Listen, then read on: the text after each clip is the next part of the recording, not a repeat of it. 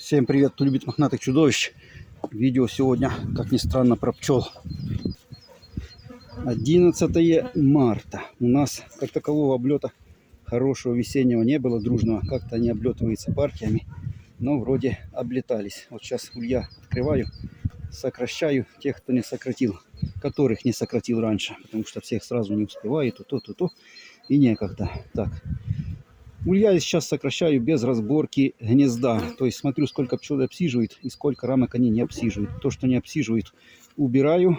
Оставляю только то, что обсиживают. Утепляю с 3 сторон и все. Так, в некоторых семьях надо проверять наличие меда. Потому что попалась семья, у которой меду нихтен. То есть там, где они сидели, на тех рамках, меду нет. Пришлось им подставлять мед. Во всех остальных ульях, в принципе, меду хватает, подставлять не надо. Но я еще распечатываю рамочки сбоку. Сейчас все покажу. Так, вот у меня семейка. Опять же говорю, не разбираю, потому что сегодня не слишком тепло. Радостного облета нету, но и не холодно. Поэтому я работаю с пчелами без разборки гнезд. Потому что в комментариях писали, вот ты гнездо открыл, тепло выпустил, теперь бедные пчелки будут это гнездо греть. Апокалипсис наступит. Что ж ты делаешь, подонок?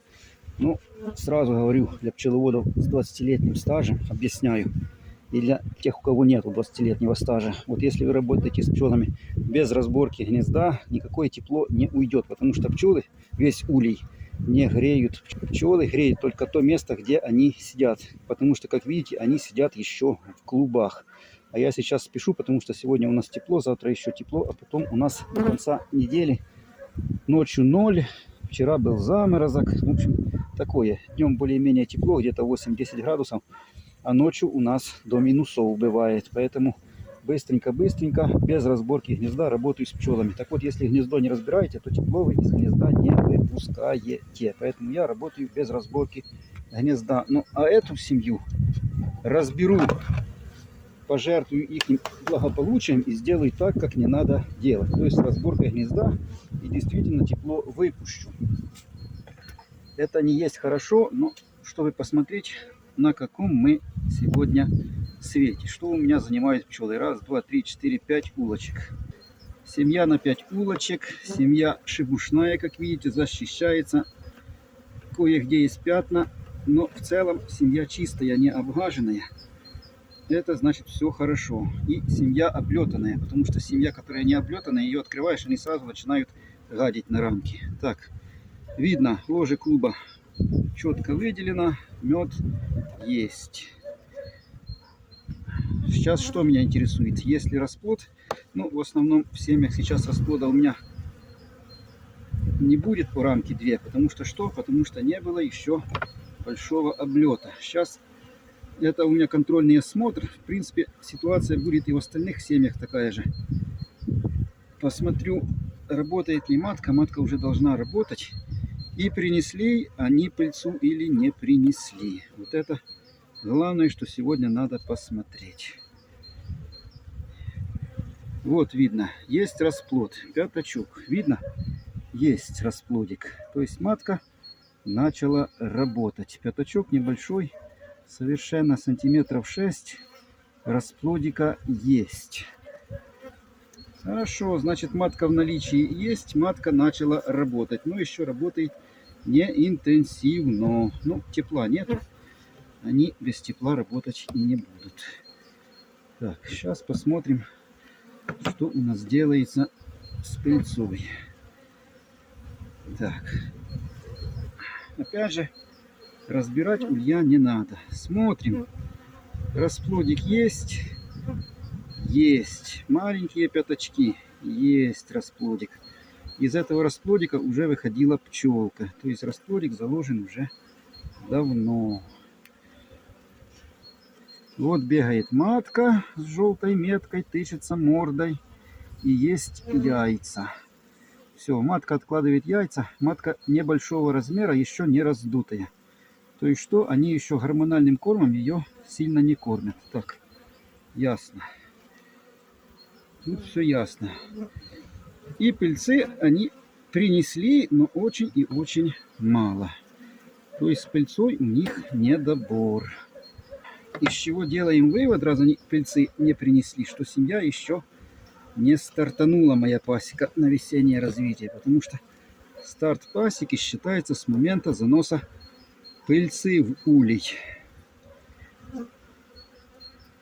Если пыльцы нету, то никто никуда не стартует. Это вот то, что я рассказывал в прошлых видео. Пчелы вроде как облетелись, но расплода, как видите, нету. И не надо бояться. Меда хватает. Если ваши пчелки облетелись, но не принесли пыльцы, никакого расплода у вас не будет. Если они облетелись, когда холодно, то в этом тоже никакой проблемы нету, потому что нету пыльцы, нету расплода, а пыльцы они еще не взяли. Так, потому что если бы взяли, тут было бы как минимум 1,5 рамки пыльцы. Их нету. Значит, что за пыльцой мы не летали. Значит, не было у нас погоды летать за пыльцой. Холодно. Ну, у нас по погоде, ясное дело, что холодно. И неудивительно, что они не летали. Вот такая диспозиция на сегодняшний день. Так что моя пасека пока еще не стартанула. Нету благоприятного момента. Вот покажу, рамка с медом. Видите, осы торчат в ячейках. Что значит осенью осы грабили моих пчел. Забирали у них мед. Видите, торчат осы. А вы говорите, осы не грабят пчел. Грабят подчистую. Сколько ос сидит в ячейках. Погибли там от холода, потому что они тоже пытались греться. И у них ничего не получилось. И сколько тут ос? Сейчас посчитаю. На одном только пятачке. 1, 2, 3, 4, 5, 6, 7, 8, 9, 10, 11 штук. Как лёду. Так, я эту рамочку сейчас им возьму с этой стороны и распечатаю медочек. Зачем распечатываю? Этой семье мед не нужен. У них своего хватает. Тем семьям, у которых меду маловато в гнездовых рамках, потому что перерасход был зимой по какой-то причине, с двух сторон вот так вот рамки распечатаю и даю с двух сторон, не разбирая гнезда. Они из этой рамки, как потеплеет, мед понесут в гнездо и восполнят свои запасы. А через неделю я эти улья открою. Если они забрали, то дам еще рамок с медом. То есть таким способом восполняю запасы меда. А этим товарищам дам одну рамочку. Зачем? Потому что мед у нас гигроскопичный. С водой у них проблемы, потому что холодно не летают. А мед впитывает воду. Можно из росинки попрыскать, конечно. Сейчас что и сделаю. Рано я засуну. Можно попрыскать из росинки на мед. Но даже если вы не побрызгаете, то мед гигроскопичный. Он, когда влажность, втягивает в себя воду. И тогда они берут воду из этого меда. И на первый период до хорошего облета им этого хватит. Ну а после хорошего облета там я им поставил уже поилочку, на которой они не летают, потому что холодно.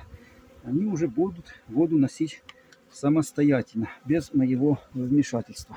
Вот сидят пчелы, поднялись в воздух, потихонечку начинают летать. Вот такие пчеляки. Когда же у нас уже то тепло будет, чтобы мы начали уже пчеловодство. Потому что опять уже 11 число, а мы тормозим. Опять у нас пчеловодство начнется в начале апреля. Это до 15 числа у нас холодно. Дай бог, чтобы после 15 они полетели. Сидят, что вы сделаете? Нету погоды. Нету. Люди в комментариях пишут, у них уже по 2 рамки расплода. Пчелы облетались, а мы сидим и не жужжим. Такие у нас дела, какие проблемы. Сейчас пойдем на фундук, посмотрим, что там делается. Вот фундук уже не пылит, отпылил этот сорт. Нету пыльцы. А этот еще пылит. Может быть, хоть на этот успеет. То есть разные сорта по-разному раскрываются в разных числах. Один уже отпылил, они с него ничего не принесли. А этот еще пылит. Может быть, на него успеют. А если не успеют на фундук, что очень будет обидно, конечно, то опять что?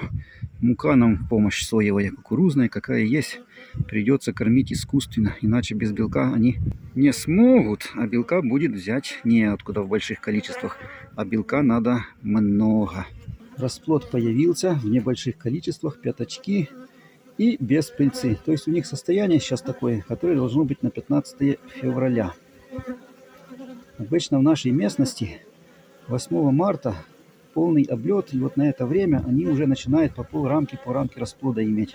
А сейчас тишина. Ну, обычно у нас последние года, 2 года, пчеловодство начинается 1 апреля. Так что будем надеяться, что раньше. А потеря 1 месяца облета, это, считай, весь сезон на смарку. Это как минимум недобор 40-50 литров, не килограмм, а литров меда. Потому что вот этот месяц облетный, когда они сидят и могли бы облетаться, но не облетались, это потеря пчелы расплодной. А потеря расплодной пчелы выльется минус 40-50 литров меда на одну семью. Так что чем раньше облетятся, тем лучше. Но, к сожалению, опять имеем то, что имеем. Опаздываем. Такая у нас печальная погода. Но сегодня такое видео. Кому понравилось, лайк, кому не понравилось, все равно лайк, потому что я очень жаден. И сочувствуем мне. Передаем привет мохнатым чудовищам. А мне лично сочувствуем, потому что мы опять притормозились.